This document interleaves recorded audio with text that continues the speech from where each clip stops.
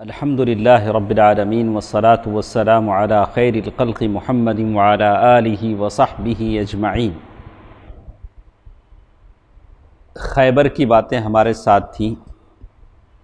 کل کے درس میں ہم نے سنا کہ اللہ کے نبی صلی اللہ علیہ وسلم خیبر کے لیے روانہ ہوئے تو راستے میں جو کچھ واقعات پیش آئے ان واقعات کا ذکر کیا گیا۔ اللہ کے نبی صلی اللہ علیہ وسلم نے خیبر کے راستے میں کچھ لوگوں کے لیے دعائے مغفرت کی۔ ان لوگوں میں سے وہ عامر بن اقوع رضی اللہ عنہ تھے جن کے لیے اللہ کے نبی صلی اللہ علیہ وسلم نے دعائے مغفرت کی، اور صحابہ اکرام سمجھتے تھے کہ جس کسی کے لیے خصوصیت کے ساتھ اللہ کے نبی صلی اللہ علیہ وسلم دعائے مغفرت کر دیں ان کے لیے شہادت یقینی ہے کنفرم۔ دوسرا واقعہ یہ پیش آیا کہ اللہ کے نبی صلی اللہ علیہ وسلم نے عصر کی نماز پڑھی، توشے منگوائے اور سارے توشے ملائے گئے۔ ان توشوں میں تھا کیا؟ ستو، بس ستو تھا۔ اللہ کے نبی صلی اللہ علیہ وسلم کھائے اور پھر بنا وضو کیے اللہ کے نبی صلی اللہ علیہ وسلم نے نماز پڑھی۔ تو بنا وضو کا مطلب پہلے وضو سے ہی اور ایک نماز، فرض نماز اللہ کے نبی صلی اللہ علیہ وسلم نے نماز مکمل کیا، دوسری مرتبہ وضو کا اعادہ نہیں کیا۔ اسلامی لشکر خیبر کے دامن میں پہنچتا ہے اور جس دن صبح جنگ ہونے والی تھی صحابہ اکرام نے خیبر کے دامن میں رات گزاری، اور یہودیوں کو کانوں کان خبر نہیں ہے کہ اسلامی لشکر باہر آ چکا ہے۔ ان کے خیبر کے باہر اسلامی لشکر موجود ہے، یہودیوں کی اس بات کی خبر نہیں ہے۔ اللہ کے نبی صلی اللہ علیہ وسلم کا دستور یہ تھا کہ جب رات کے وقت کسی قوم کے پاس پہنچتے تو صبح ہوئے بغیر ان کے قریب نہیں جاتے۔ جب صبح ہوئی اللہ کے نبی صلی اللہ علیہ وسلم نے اول وقت میں فجر کی نماز پڑھائی، غلس جسے اندھیرے میں۔ اس کے بعد مسلمان سوار ہو کر خیبر کی طرف آگے بڑھے، اور خیبر والے جو تھے یہودی روزانہ معمول کی طرح پھاوڑے اور کھانچی یہ لے کر اپنے باغات کے لیے آ رہے تھے۔ ان کو معلوم نہیں باہر اسلامی لشکر ہے۔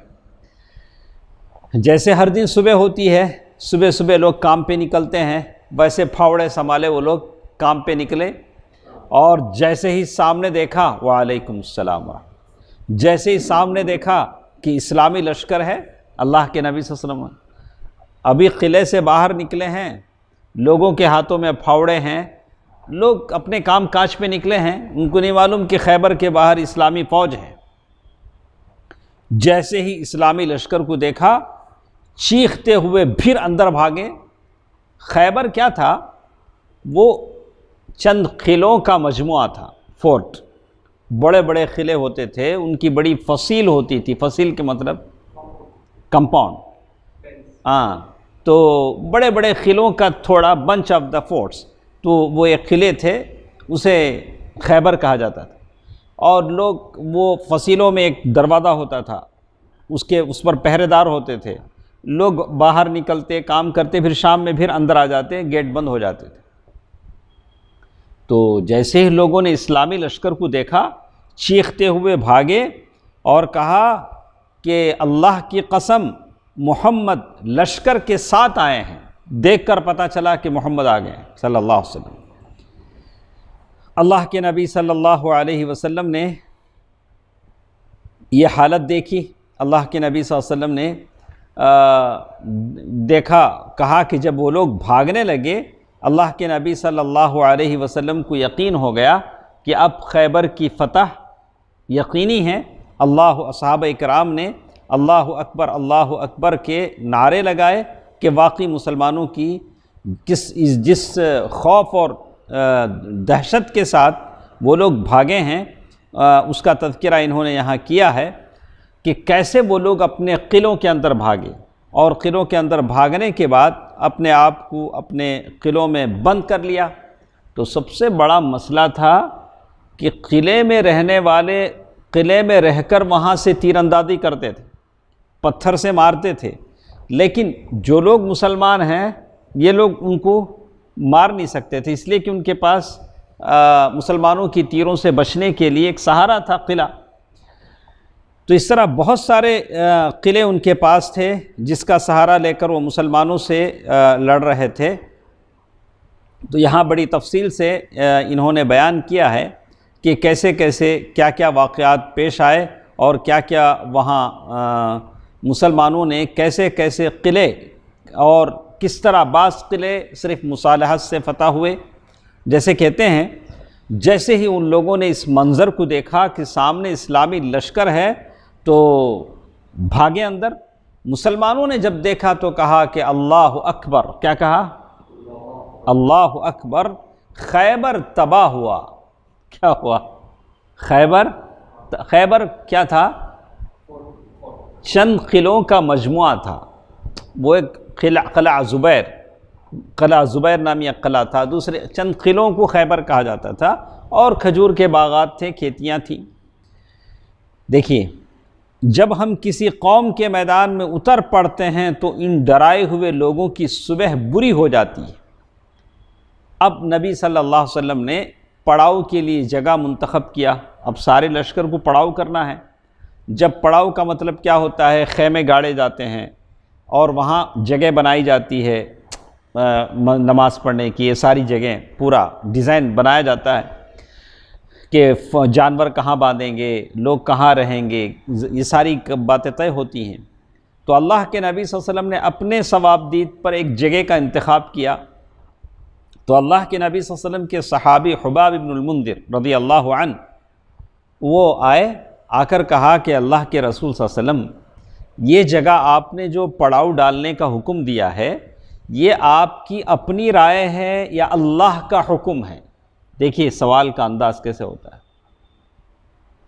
سوال بڑے لوگوں سے بات کرنے، خاص کر نبی رحمت صلی اللہ علیہ وسلم جن کے بارے میں کہا کہ اللہ کے نبی صلی اللہ علیہ وسلم، تو اللہ کے نبی صلی اللہ علیہ وسلم نے فرمایا کہ یہ محض ایک رائے اور تدبیر ہے، یہ صرف کیا ہے؟ اللہ کا حکم نہیں ہے، میں نے میرے رائے اور تدبیر سے میں نے یہ جگہ چوائس کیا ہے۔ انہوں نے کہا اے اللہ کے رسول، یہ جو جگہ ہم پڑاؤ ڈال رہے ہیں یہ بازو یا قلعہ ہے، قلعہ نطعہ اس سے بہت قریب ہے، اور خیبر کی جتنے جنگ لڑنے والے ہیں سب اسی قلعے میں ہیں، سب اسی قلعے میں ہیں جس قلعے سے یہ بہت قریب ہے، اور ہمارے جو بھی ایکٹیویٹیز ہیں، جو بھی نقل و حرکت ہے، پورا وہ لوگ آبزرو کریں گے، ہماری فوج کتنی ہے، ہمارے پاس کیا کیا ہے، پورا ان کو کیا ہو جائے گا؟ معلوم ہو جائے گا، اور وہ لوگ کتنے ہیں ہم کو معلوم نہیں ہوگا، اس لیے کہ وہ قلعے میں چھپے ہوئے ہیں۔ صحابی کہہ رہے ہیں، اور قلعے میں رہ کر وہ تیر ہم پر ماریں گے اور ہمارے تیر وہاں تک پہنچ نہیں سکیں گے، اس لیے کہ وہ لوگ قلعے میں ہیں، ہمارے تیر کہاں جائیں گے؟ قلعے میں ہیں تو پتھروں سے، دیواروں سے ٹکرا کر آپ گر جائیں گے۔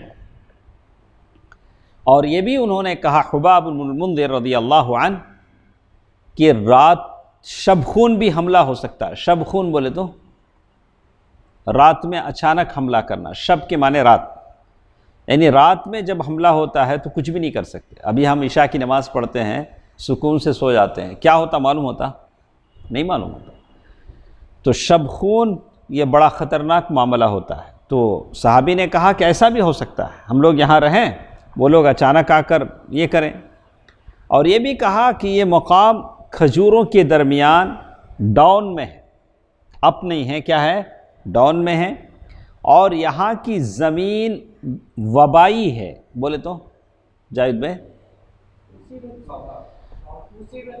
وبائی کے مطلب تھوڑے ایریا رہتے جہاں بیماریاں جلدی آتی ہیں، جیسے کہ کوئی سلم ایریا ہے جہاں مچھر زیادہ ہیں، تو آج کے حساب سے وہ حساب سے کچھ ایسی زمینیں تھیں جہاں جلد باڈی کیا ہوتی تھی؟ افیکٹ ہوتی تھی۔ انہوں نے کہا کہ ایسی زمین ہے۔ اب انہوں نے کہا اس لیے مناسب ہوگا کہ آپ کسی ایسی جگہ پڑاؤ ڈالنے کا حکم فرمائیں جو ان خرابیوں سے پاک ہو، وہاں سارے کمپلینٹ نہ ہو۔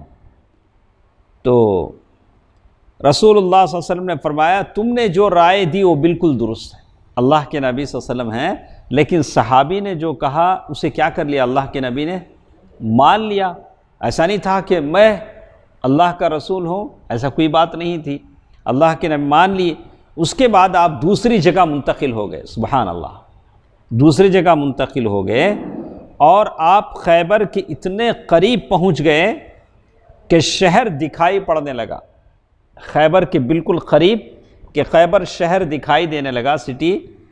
تو پھر اللہ کے نبی صلی اللہ علیہ وسلم نے فرمایا کہ ٹھہرو، پھر ایک دعا اللہ کے نبی صلی اللہ علیہ وسلم نے پڑھی، جب بھی کسی سٹی میں آپ جا رہے ہیں، وہاں کی بھلائیاں آپ کو چاہیے، وہاں کی برائیوں سے بچنے کی دعا چاہیے۔ آپ کہیں بیپار کے لیے جا رہے ہیں، جانے سے پہلے، سٹی میں انٹر ہونے سے پہلے کیا کریں؟ آپ دعا پڑھ لیں۔ یہ دعا اللہ کے نبی صلی اللہ علیہ وسلم نے پڑھی، اللہم رب السماوات السبع وما اضللنا ورب الارضین السبع وما اقللنا ورب الشیاطین وما اضللنا فإنا نسألك خير هذه القرية وخير أهلها وخير ما فيها ونعوذ بك من شر هذه القرية وشر أهلها وشر ما فيها۔ اے اللہ، ساتوں آسمان اور جن پر وہ سایہ فگن ہیں، ساتوں آسمان کے نیچے جتنی بھی چیزیں ہیں، ان کے پروردگار، اور ساتوں زمین اور جن کو وہ اٹھائے ہوئے ہیں، سات زمین کتنے لوگوں کو اٹھائے ہوئے ہیں، ان کے پروردگار، اور شیاطین اور جن کو انہوں نے گمراہ کیا، ان کے پروردگار، ہم تجھ سے اس بستی کی بھلائی، اس کے باشندوں کی بھلائی کا سوال کرتے ہیں۔ خیبر آئے ہیں لیکن کس کی بھلائی کی دعا کر رہے ہیں؟ خیبر کی بھلائی کی دعا کر رہے ہیں، سبحان اللہ۔ ہاں، خیبر کے باشندوں کی بھلائی کی دعا کر رہے ہیں، اور اس بستی کے شر سے، اس کے باشندوں کے شر سے، برائی سے، اور اس میں جو کچھ ہے اس کی برائی سے تیری پناہ مانگتے ہیں، صلی اللہ علیہ وسلم۔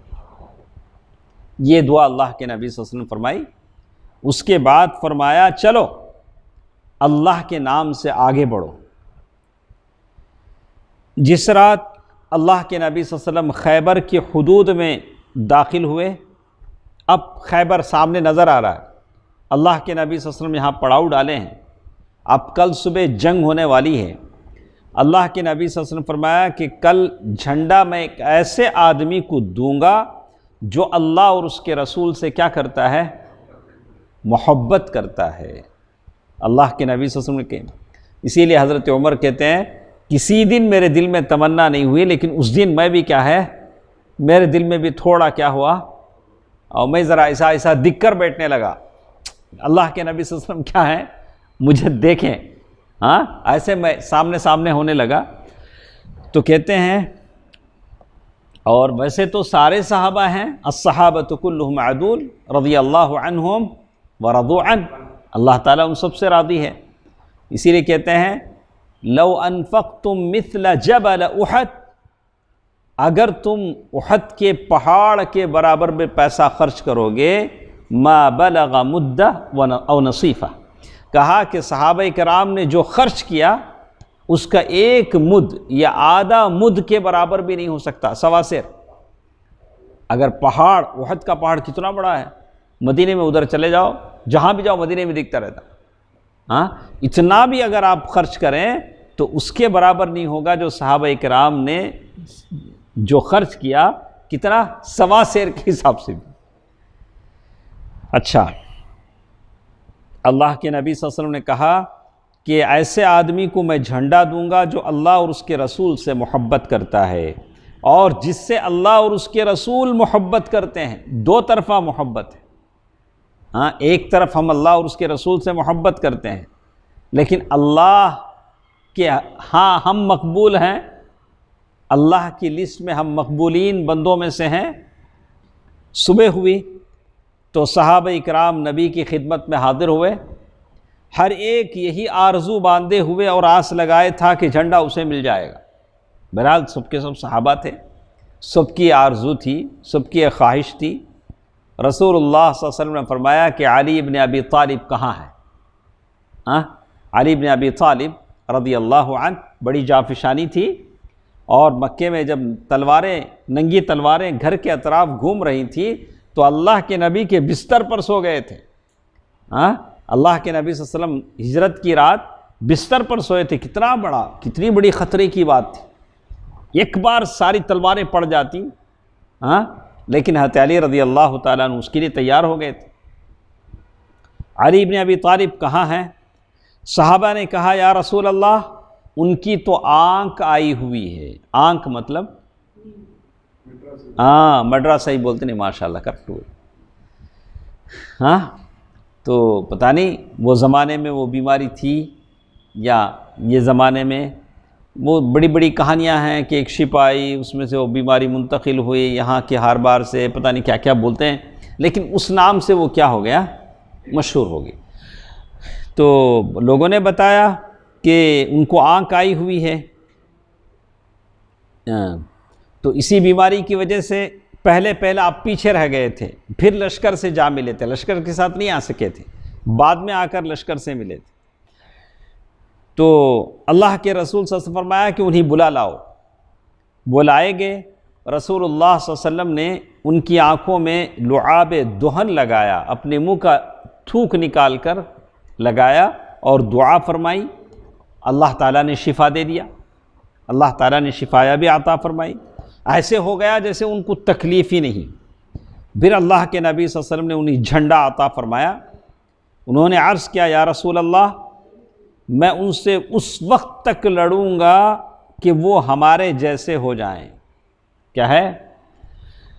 وہ ہمارے جیسے ہو جائیں۔ آپ نے فرمایا اطمینان سے جاؤ یہاں تک کہ ان کے میدان میں اترو، خیبر کے میدان میں اترو، اور اللہ کے نبی صلی اللہ علیہ وسلم کیا کریں، پھر انہیں اسلام کی دعوت دو، اترتے ہی شروع نہیں ہو جاؤ، کیا کرو، اسلام کی دعوت دو۔ سبحان اللہ، یہ اسلام کی دعوت یہ بہت بڑی چیز ہے، اور اسلام میں جو حقوق ان پر واجب ہوتے ہیں ان سے آگاہ کرو، بتاؤ کہ کیا کیا حقوق ہیں۔ بخدا تمہارے ذریعے اللہ تعالیٰ ایک آدمی کو بھی ہدایت دے دے تو یہ تمہارے لیے لال اونٹوں سے بہتر ہے۔ لِأَنْ يَهْدِيَ اللَّهُ بِكَ رَجُلًا خَيْرًا مِّنْ حُمْرٍ نعم، یعنی اللہ تعالیٰ تم میں سے کسی کو ایک آدمی کو اگر ہدایت مل جاتی ہے تو سرخ اونٹوں کی دولت سے بڑھ کر، اس لیے کہ وہ زمانے میں سرخ اونٹ بہت قیمتی ہوتے تھے۔ آپ ہیں، ہر جانور آپ کے ہاں برابر ہے نہیں ہے، ایک ایک جانور کا ایک ایک ریٹ ہوتا ہے، تو زمین آسمان کا فرق ہوتا ہے۔ کبھی کوئی جانور سستے میں مل جاتا ہے تو کبھی تگنی دگنی قیمت پر اور ایک جانور آتا ہے، بالکل اونٹوں کا بھی یہی حال تھا۔ تو اللہ کے نبی صلی اللہ علیہ وسلم نے کہا کہ اگر ایک آدمی ہدایت پر، تو ہم لوگ جب دعوت کا کام کرتے ہیں تو دعوت پر نکلنے سے پہلے ایک مرتبہ تزکیہ ہو جانا چاہیے، 5 منٹ ہی کی صحیح، سارے مل کر کیا کریں، امیر کی اطاعت پر کیسے بات کرنا ہے، کس کو بات کرنا ہے، ایک 5 منٹ کے لیے۔ جیسے بہت ساری جماعتیں ہیں اپنا سفر شروع کرنے سے پہلے کیا کرتی ہیں، وہ باہم مل کر ایک یہ بنا لیتی ہیں، اور یہاں تک ان میں ہوتا ہے 5 آدمی ہوں تو 4 کام کریں گے، ایک بیٹھ کر صرف دعا کرتا رہے گا، ایک آدمی بیٹھ کر کیا کرے گا، ان چاروں کی کامیابی کے لیے کیا کرے گا، دعا کرتا رہے گا۔ ہم کہتے ہیں بھلے ویسا نہ ہو صحیح، لیکن 5 کو جہاں دعویٰ کا کام ہو، ساتھ ساتھ اللہ تعالیٰ کے ساتھ لگاؤ بھی ہو، دعا بھی ہو کہ ہمارا دعویٰ کیا ہو، کامیاب رہے۔ خیبر کی آبادی کے تعلق سے کہا کہ خیبر کی جو آبادی تھی وہ 2 منطقوں میں بٹی ہوئی تھی، 2 علاقوں میں، ساری خیبر کا جو پاپولیشن تھا 2 ٹکڑوں میں بٹا ہوا تھا۔ تو ایک جو حصہ خیبر کا تھا اس میں 5 قلعے تھے، 5 قلعے تھے۔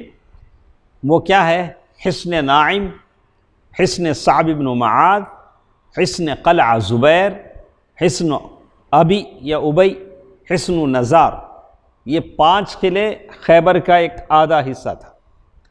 ان میں سے مشہور 3 قلعوں پر مشتمل علاقہ نطاط کہلاتا تھا، 5 قلعے نہیں، 3 قلعوں پر جو یہ تھا ایریا اس کو نطات کہتے تھے، اور بقیہ 2 قلعوں پر مشتمل علاقہ جو تھا شق کے نام سے مشہور تھا۔ یہ تو آبادی کا آدھا حصہ۔ خیبر کی آبادی کا دوسرا حصہ قطیبہ کہلاتا تھا، اس میں 3 قلعے تھے، 5 اور 3 کتنے ہوئے؟ 8۔ حصن قموس یہ قبیلہ بنو نذیر کے خاندان ابو الحقیق کا قلعہ تھا۔ حصن وطیح، حصن سلالم، یہ 3 قلعے وہاں تھے قطیبہ میں۔ ان 8 قلعوں کے علاوہ خیبر میں مزید اور بھی چھوٹے چھوٹے قلعے اور گڑیاں، مطلب چھوٹے چھوٹے پکی قلعے تھے۔ جہاں تک جنگ کا تعلق ہے تو وہ صرف پہلے منطقے میں ہوئی۔ اللہ کے نبی صلی اللہ علیہ وسلم جو آ کر جنگ کیے، خیبر کے 2 علاقوں میں سے پہلے علاقہ جس میں 5 قلعے تھے وہیں جنگ ہوئی، باقی یہ دوسرا حصہ جو قطیبہ تھا وہ صرف ہینڈ اوور ہو گیا، وہ لوگ خود کیا ہو گئے، ساری چیزیں دے کے ہینڈ اوور کر دی۔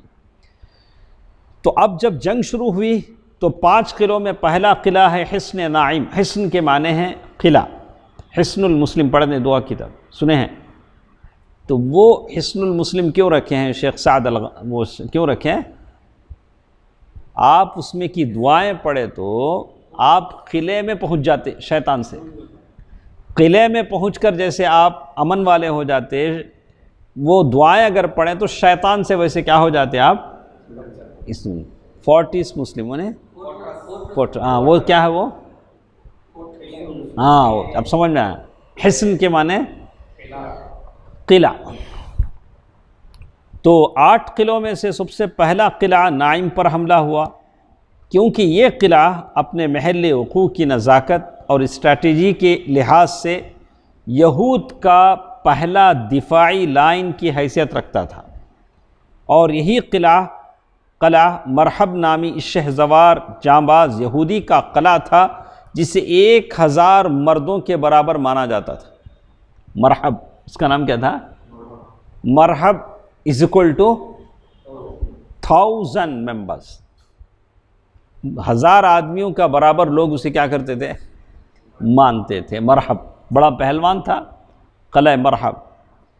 علی رضی اللہ تعالی عنہ کے ہاتھ میں جھنڈا ہے، تو مسلمانوں کی فوج لے کر اس قلعے کے سامنے پہنچے، اور پہنچ کر سب سے پہلے کیا کریں گے؟ دعوت دیں گے، اسلام کی دعوت دی۔ تو یہودیوں کی عادت رہی ہے اپنی جان مال، عورتوں کی عزت، بچے سب بے آبرو کر لیے، عورت اور بچے قید ہو گئے، ان کے مال مسلمانوں کو اللہ نے بطور غنیمت دے دیے، لیکن اللہ نے ان میں سے اکثر لوگوں کو کیا نہیں کیا؟ ہدایت نہیں دیا۔ تو کہتے ہیں کہ دعوت کو انہوں نے مسترد کر دیا، بولا کہ نہیں ہم دعوت کو ماننے کو تیار نہیں۔ اور اپنا جو بادشاہ تھا مرحب، اس کا نام کیا تھا؟ مرحب کہ کمان میں مسلمان اس کی کمانڈرنگ میں کیا کرے؟ مسلمانوں کے لڑنے کے لیے آ گئے۔ تو میدان جنگ میں اتر کر سب سے پہلے مرحب نے دعوت مبارزت دیا۔ پہلے مرحب اترا، اس کے بعد چیلنج کیا، آؤ مرحب پہلے دے رہا ہے، جس کی کیفیت سلمہ بن اکوع نے یوں بیان کی۔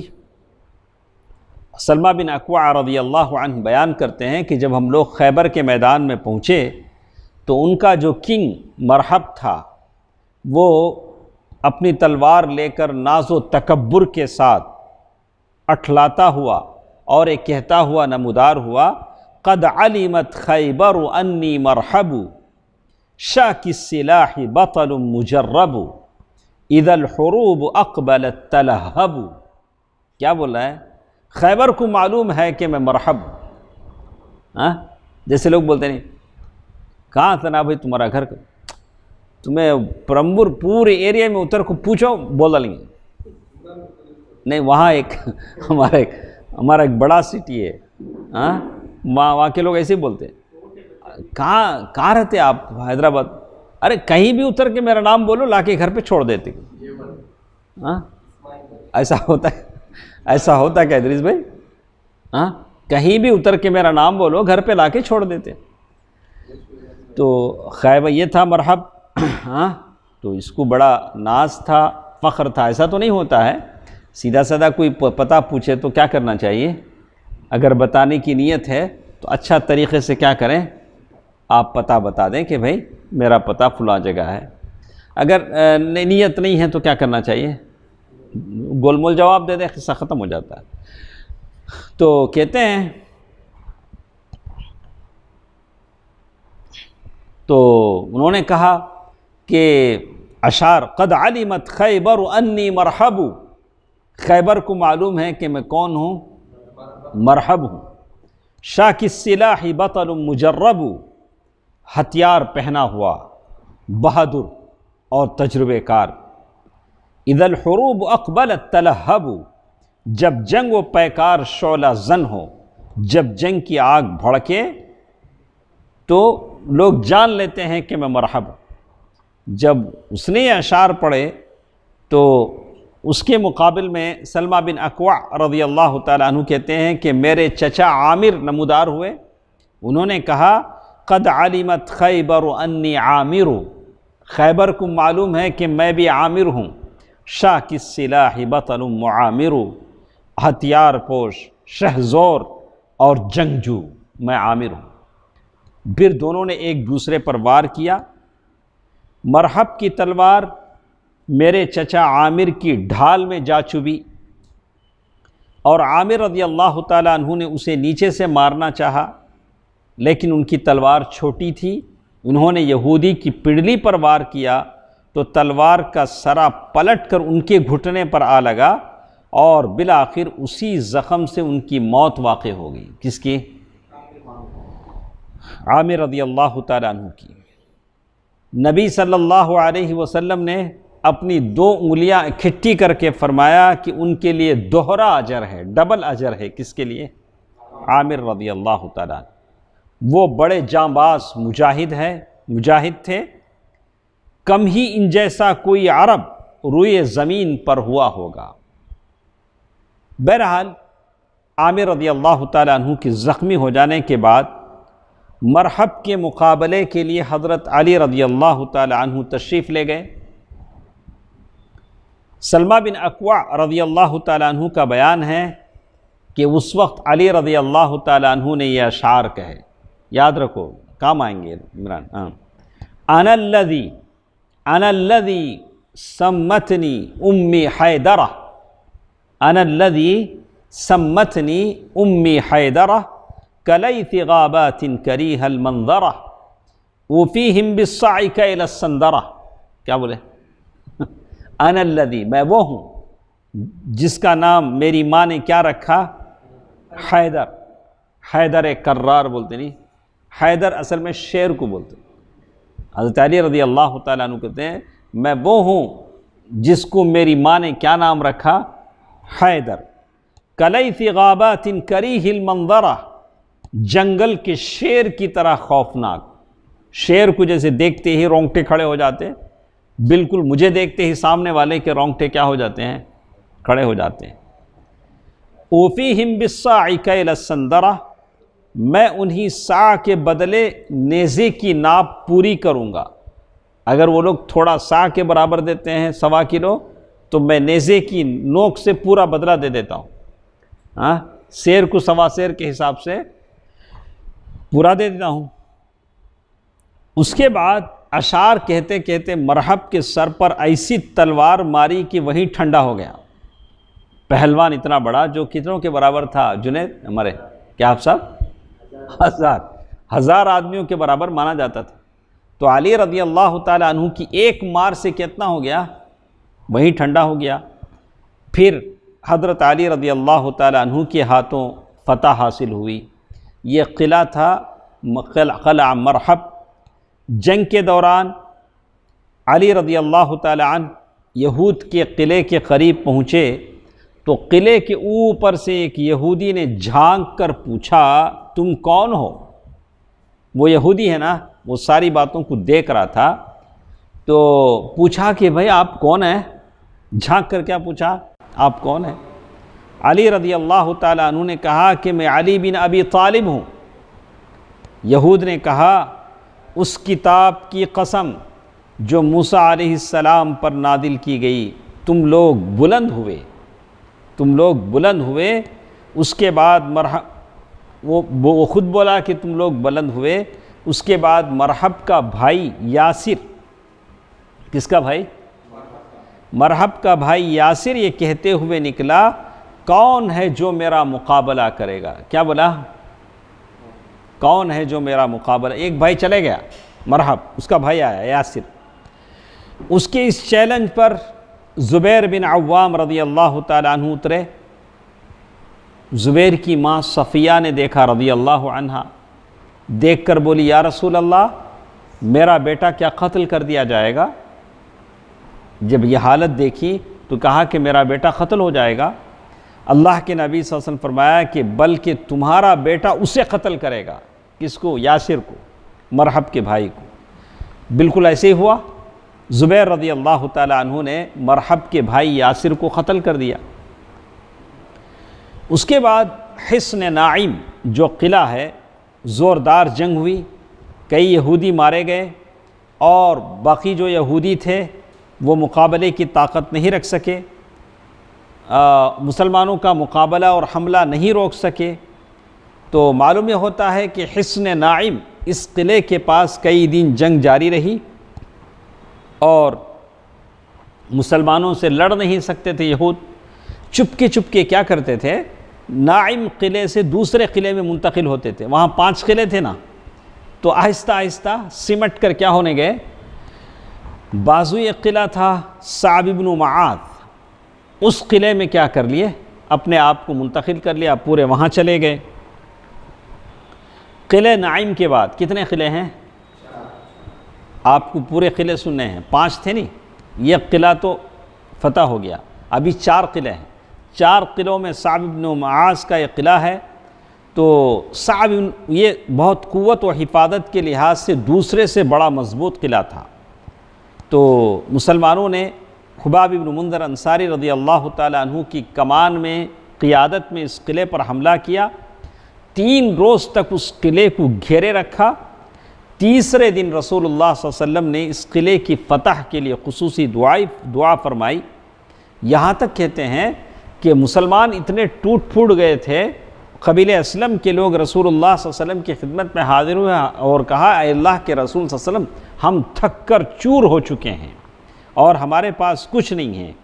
آپ صلی اللہ علیہ وسلم نے فرمایا کہ یا اللہ، تجھے ان کا حال معلوم ہے، تو جانتا ہے کہ ان کے اندر قوت نہیں اور میرے پاس بھی کچھ نہیں ہے کہ میں انہیں دوں، لہذا انہیں یہود کے ایسے قلعے کی فتح سے سرفراز فرما جو سب سے زیادہ کارآمد ہو۔ اللہ کے نبی صلی اللہ علیہ وسلم دعا کیا، اللہ صحابہ کے پاس کچھ نہیں ہے، ایسا قلعہ فتح فرما جس میں کھانے کے لیے بہت ساری چیزیں ہوں۔